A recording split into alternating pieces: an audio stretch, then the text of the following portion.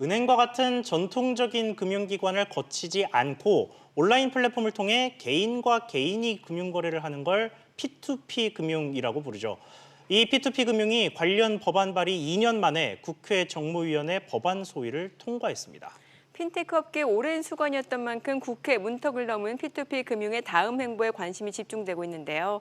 개인과 개인의 거래인 만큼 투자자 보호의 취약성이나 피해 구제책 마련 등 아직 보완할 부분이 많다는 지적도 나오고 있습니다. 네, 오늘 아침 토론에서는 입법 절차가 시작된 P2P 금융에 대해서 자세히 알아보고 또 남은 과제는 뭔지 전문가와 함께 짚어보겠습니다. 네, P2P 금융과 관련된 질문이나 의견 시청자 참여 문자로 보내주시면 저희가 방송 중간에 소개해드리고 또 함께 이야기도 나눠보도록 하겠습니다. 100원의 이용료가 있는 유료 문자 샵 3698번으로 여러분의 다양한 의견 보내주시기 바랍니다. 네, 함께해 주실 두 분의 패널 소개해드리겠습니다. 중앙대 경영학부 위정현 교수, 또 금융정의연대 김득희 대표 두 분 어서 오세요. 어서 오세요. 안녕하세요. 네, 먼저 김 대표님께 첫 질문 드리겠습니다. 아직은 P2P 금융, P2P 대출 이런 거 들어보기는 했습니다만 자세히는 모르는 시청자분들이 좀 많으실 것 같은데 먼저 P2P 대출이 어떤 건지 좀 쉽게 설명 좀 부탁드립니다. 그러니까 은행을 거치지 않고 금융기관을 거치지 않고 개인 간 개인이 직접 대출을 하는데 온라인 플랫폼을 통해 가지고 중간에 이제 대출자를 모집을 하고 그다음 투자자를 모집해서 소개해주고 대출자는 대출 이자를 내고 투자자는 수수료를 받는 구조이고 그다음 중개해줬던 분들은 중개 수수료를 받는 구조이거든요. 이게 2005년도 영국에서 시작된 것으로 알려지고 있고요. 우리나라는 크라운딩 법이 통과된 2015년 이후에부터 활성화가 되었습니다. 지금 한 60%가 부동산, 쉽게 말해서 아파트를 소개하고 대출을 소개받는 그리고 투자받는 구조이고요. 심지어는 한 40% 정도 중에 나머지 부분은 매출, 쉽게 말해서 식당을 소개를 하고 이 식당을 자금을 인테리어를 다시 하겠다라고 했을 때 투자받는 유치. 그럼 투자자들 같은 경우에는 신중한 판단을 필요하고 여러 가지 조사를 통해서 대출이 이루어지고 있는데 이게 지금 올해 한 5조까지 활성화가 되고 있는 상황입니다. 네. 자, 그럼 이번에 국회 문턱을 넘은 P2P 관련 법안들 어떤 내용이었는지 좀 소개를 해주세요. 기존에 이제 P2P에 대해서 이제 대출과 투자자 보호 뭐 이런 측면에 있어서 그동안에 법제도가 정비되지 않았기 때문에 그동안 많은 이제 문제점들이 있었다는 인식하에 이번에 이제 대출 법안이 정리가 됐습니다. 그래서 가장 중요한 부분이 한 두세 가지 정도 있는데요. 최소 자기 자본금을 현행 3억 원에서 5억 원으로 상향 조정해서 P2P 업체의 옥석을 좀 가리려는 시도를 했다. 이게 하나의 포인트고요.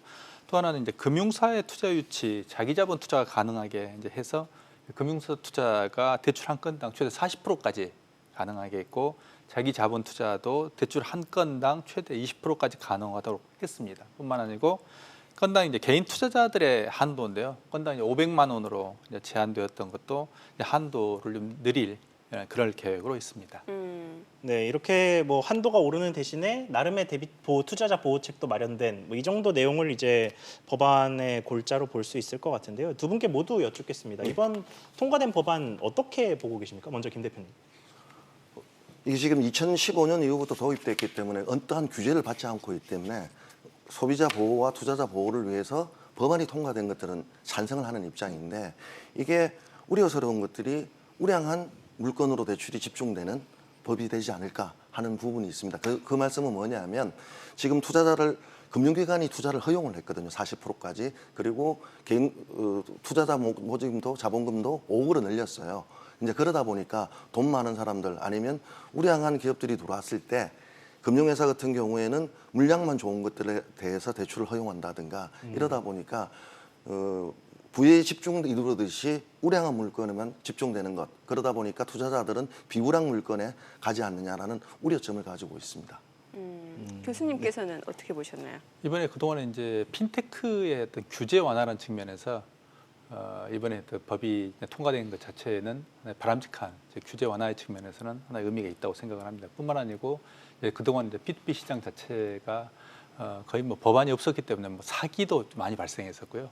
그래서 이제 투자자들에 대한 보호도 거의 없는 상태이기 때문에 이런 어떤 전체적인 어떤 투자자 보호하고 제도 정비를 위한 첫걸음이라는 것은 하나 의미가 있다고 생각을 합니다. 이제 하지만 그렇다고 해서 P2P의 어떤 시장 자체가 이걸로 모든 문제가 해결했다고 보기는 어렵습니다. 예를 들어서 P2P라는 것은 기존의 제도권 금융에 비해서 굉장히 어떤 투자자에 대한 리스크가 큽니다. 예. 그래서 그런 리스크를 어떻게 줄일 것인가 뿐만 아니고 중간에 이제 플랫폼 회사가 대단히 중요하게 등장한 게 뭐냐면 투자자들 그리고 대출에 대한 그 대출자들을 선별하는 데 있어서 정보를 어떻게 공개할 것인가, 정보를 어떻게 정확하게 수집할 것인가 하는 것들이 대단히 중요한, 어쩌면 가장 중요한 포인트일 수 있습니다만 이런 법안의 정비가 꼭 그런 것까지 보장하고 있지는 않다는 것입니다. 그런 점에서 이번 어떤 법안의 정비라는 것은 P2P 시장을 어떤 발전시키기 하나의 첫걸음에 불과하기 때문에 이걸로 모든 문제가 해결됐다고 보기는 어려울 것 같습니다. 이 P2P 관련 법안이 통과된 이후에 이제 가장 기뻐한 사람이 박용만 대한상공회의소 회장이 아니었나 싶은데 왜 이렇게 기업 입장에서는 P2P 규제 완화를 원했는지 사실 궁금하거든요. 이 부분은 뭐라고 저희가 이해를 하면 될까요?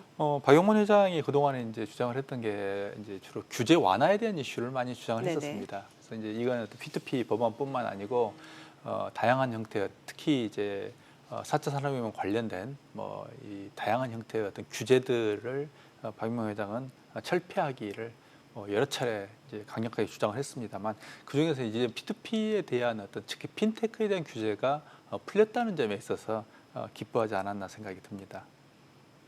네, 그리고 앞서 두 분 모두 이 관련 법안에 대해서 이 투자자 보호 관련된 언급을 조금씩 해주셨는데 김 대표님, 이번 법안 통과로 여전히 좀 부족한 지점이 있다면 투자자 피해 보호에 대해서요. 어떤 점이 좀 있다고 생각하십니까? 그러니까 이번은 법은 투자자 보호만 명시했지 구체적으로 어떻게 보호할 것인가에 대해서는 구체적인 사항이 없고 네네. 시행령에서 논의하고 적게 돼 있기 때문에 그러니까 투자자 보호에 대한 첫걸음을 뗀 거지 이걸로서 뭐 먹튀를 막을 수 있던 길은 열리겠지만 누가 감독할 거고 누가 규제할 것인가라는 것들은 있지만 구체적이진 않다 이 말씀을 좀 드리겠습니다. 네.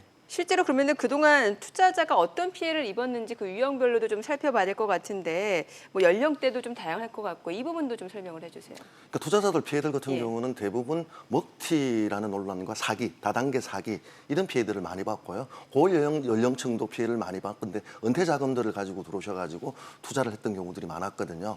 이제 그런데도 불구하고 사기죄로 고발하지 않는 이상은 그러니까 지금 일반적으로는 피해를 보면 금융 사기 같은 경우는 금감원에다가 투자자 보호 요청을 하고 있었고 민원도 제기할 수가 있는데 예. 지금 상황은 전혀 그런 상황이 아니다 보니까 경찰서로 가가지고 구제를 하다 보니까 시간도 많이 걸리고 나중에 완전 먹튀 같은 경우에는 회복할 길이 없다 보니까 심각한 문제였는데 첫걸음은 뗐다 보호할 수 있는 단초를 제공했다라고 보고 있습니다. 네, 뭐 지금 보시게 되면은 허위 대출권이 굉장히 많은 피해로 확인이 되고 있고 최근 들어서 또 피해 건수도 급증한 것으로 나타나고 있네요. 자, 일단 P2P 대출 시장이 활성화되면은 이제 은행 문턱이 높다라고 여겨졌던 그 수요자 입장에서는 대출 시장이 넓어지고 특히나 이제 또 중금리 대출이 더 많아질 거란 기대가 있는 상황인데 이 부분에 대해서는 어떻게 보십니까? 예, 기존의 어떤 그 중금리 시장이 많아질 거라는 기대감을 가지고 있는 거죠. 네네. 실제로 이제 중금리 대출이 많이 될 것인가는 그건 전혀 별개의 이슈입니다. 그래서 지금 이제 대출했던 어떤 내용을 이제 보게 되면 부동산 대출, 그리고 부동산 PF 또는 부동산 대출 등등에서 한 절반 정도가 이제 부동산 대출에 가고 있는데 그건 이제 중금리 이슈하고는 좀 별개의 또 다른 이슈입니다. 네. 그러니까 원래 이제 P2P의 어떤 취지 자체가 기존의 이제 제도 금융 자체가 제도 어떤 금융 은행 등의 어떤 문턱이 너무 높기 때문에 이걸 그 지극히 건전한 어떤 수요자임에도 불구하고 이 문턱을 넘지 못하는 사람들을 기존에 이제 사채라든지 제2금융권에서 높은 이제 금리로 돈을 빌려 쓰는 것들을 막고 즉 금리를 떨어뜨려 주자는 의미가 이제 중금리 대출인데 현재 결과만을 놓고 본다면 중금리 대출이 아니고 결국은 중금리를 이용한 부동산 대출로 지금 가고 있는 게 현재 어떤 상황인 것 같습니다. 그래서 이런 것들을 하려면 향후에 어떤 법제도 정비나 어떤 P2P 업체들의 어떤 활성화를 통해 가지고 실질적으로 중금리 대출자들을 위한 어떤 P2P 금융으로 방향을 전환해 주는 게 좀 시급한 상황입니다. 그렇군요. 자, 김 네. 대표님, 확실히 이 처음에 P2P 대출이 나왔을 때는 뭐 부동산 얘기는 사실 별로 없었는데 어느 순간부터 갑자기 좀 활성화가 많이 됐던 것 같아요. 그래서 이번 그 법안 통과로 인한 가능성, 그러니까 대출이 열릴 가능성에 대해서 대표님은 어떻게 보고 계십니까? 네, 대출은 많이 활성화될 겁니다. 왜냐하면 선생님은 지적을 하셨는데 저는 중금리 대출이 문제가 아니고 1금융권이 대출 규제를 한도 상향 같은 것들을 정했거든요. 그리고 꽉 조이기 시작을 했습니다. 예. 그리고 저희들이 조사를 하다 보니까 은행에서 대출 담보가 나오는데도 불구하고 대출을 못 받는 경우들이 종종 나오다 보니까 부동산 쪽으로 갈 수밖에 없는 상황들이 지금 내몰리고 있거든요. 이 부분에 대해서는 좀 PTP 대출을 활성화를 하는 것도 좋지만 부동산 경기를 잡기 위해서 내놓았던 대출 규제가 결국은 우습게도 P2P 대출 활성화로 이어지고 있는 거 아니냐는 것들이거든요. 예. 왜냐하면 대출 한도를 조금만 높인다 하더라도 오히려 은행에서 우리 고객들이, 소비자들이 더 저렴한 금리로 대출을 받을 수 있음에도 불구하고 대출 규제에 묶이다 보니까 P2P 대출 시장으로 내몰리고 있지 않느냐는 부정적 견해도 있습니다. 네. 여기에 대해서 어떻게 보세요? 예, 뭐 저는 그대로 공감을 합니다. 네네. 이제 문제는 향후에 이제 이런 상황에서 결국에는 P2P 대출도 기존의 제도금융권 또는 제2금융권에서 가지고 있는 특히 IT 산업에 대한 또는 뭐 어떤 뭐 중소규모의 어떤 그 대출자에 대한 어떤 고질적인 문제가 있었습니다만 이게 그대로 반복되고 있다고 느낍니다. 그래서 특히 이제 이런 어떤 중금리 대출이라는 게 스타트업이라든지 자영업자에 대한 대출을 좀 활성화하자 이런 취지로 지금 시작이 됐습니다만 결국에는 기존의 제도금융권에서 요구하는 게 뭐냐면 담보를 요구를 하는 거거든요. 근데 담보에서도 가장 그 공신력 있고 가장 쉬운 담보가 뭐냐 부동산입니다.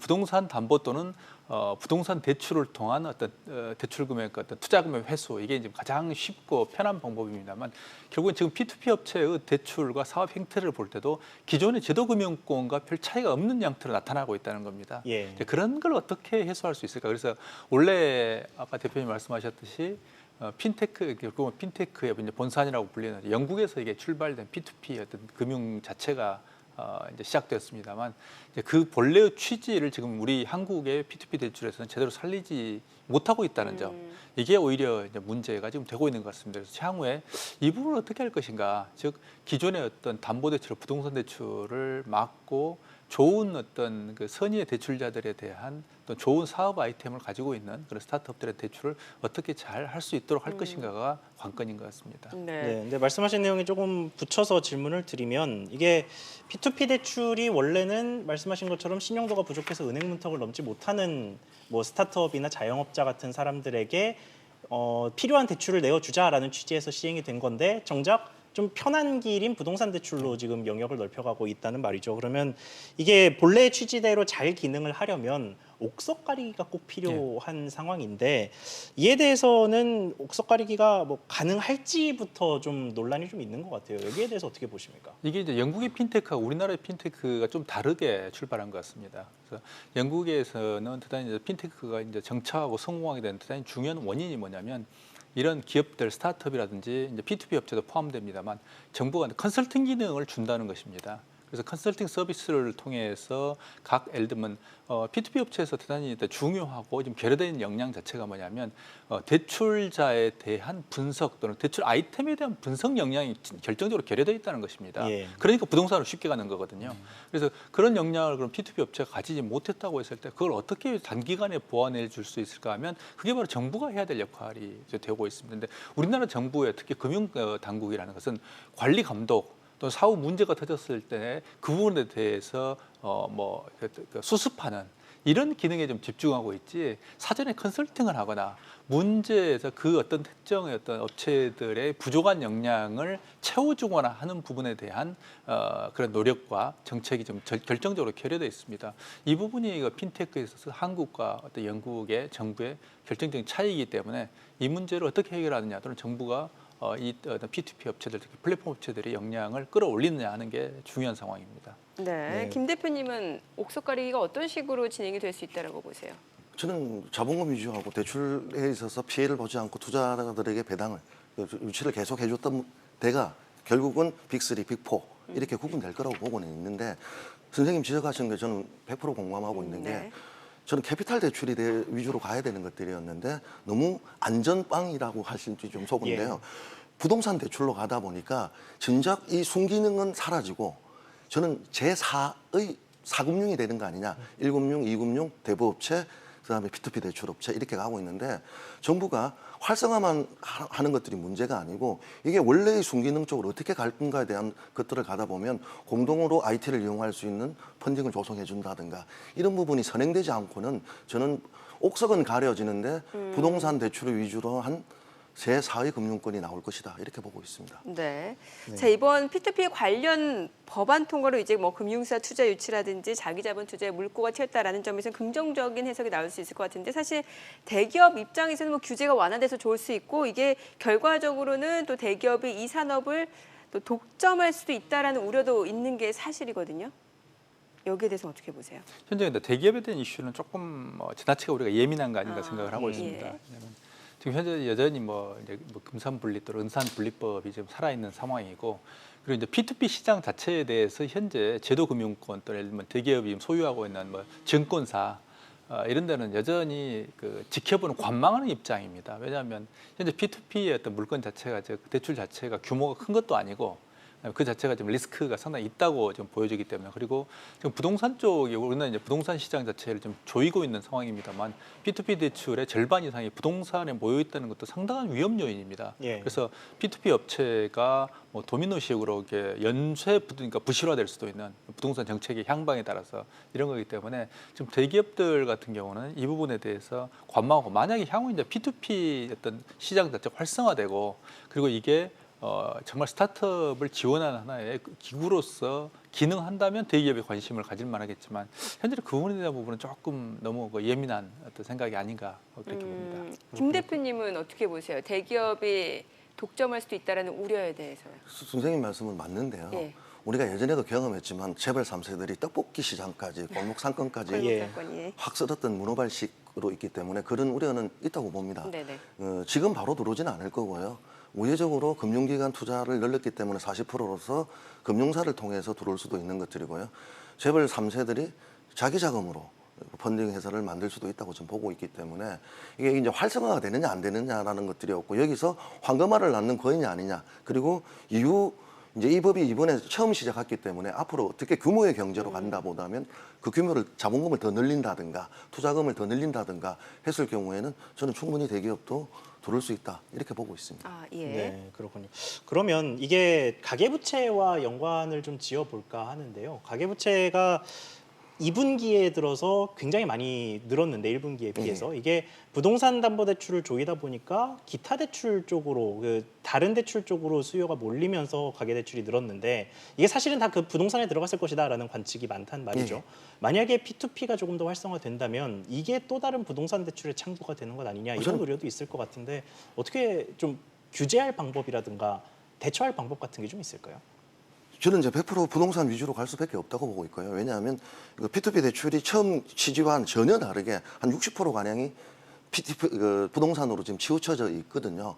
그렇다 보니까 은행에서 대출하지 못한 한도가 안 나와가지고 대출하지 않았던 것들을 저는 우려스러운 게 금융회사가 40%를 이제 투자금 유치를 했습니다. 그러면 자기들이 한도가 안 나왔던 물건들을 한도까지만 해주고 나머지 부분은 PTP로 갈 수 있는 이런 부분들이 있기 때문에 이런 규제는 반드시 필요하다고 보고 있고요. 예를 들어서 부동산 대출이 P2P 대출에 있어서 50%를 넘지 못한다는 규제를 한다든가 물론 이제 규제를 반대하시는 분들의 입장에서는 그것도 무슨 또 하나의 규제다.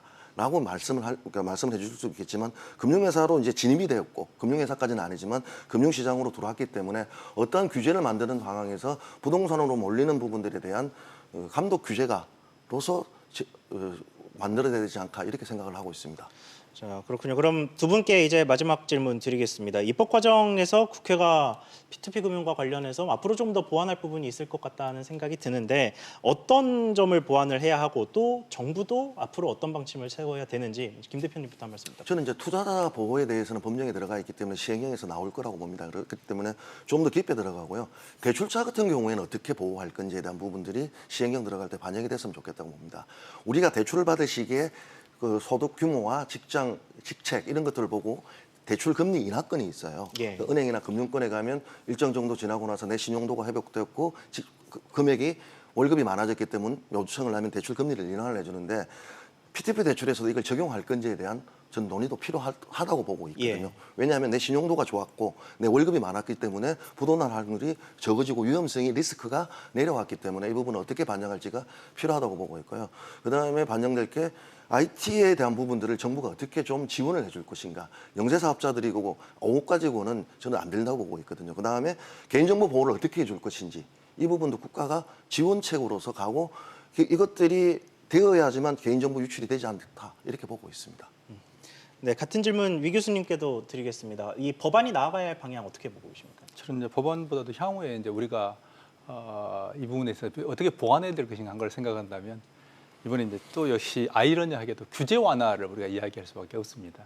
그래서 아까 조금 전에 말씀드렸던 핀테크 중에서 특히 P2P라는 것은 IT 기술을 기반으로 하고 있습니다. 근데 결정적으로 지금 우리가 아까 영국도 케이스를 말씀드렸습니다. 또 중국의 케이스 같은 경우 예를 들어서 알리바바 같은 경우가 이제 그 은행 기능을 가지고 시장에 진입을 하고 있습니다만 그들이 사용하고 있는 예를 들어서 빅데이터를 보게 되면 기존의 알리바바에 와 있는 와서 비즈니스를 하고 있는 그런 업체 또는 업종들에 대한 또는 개인 사업자에 대한 정보를 그들이 분석을 해서 거기에 대한 신용 등급을 정하고 있다는 것입니다.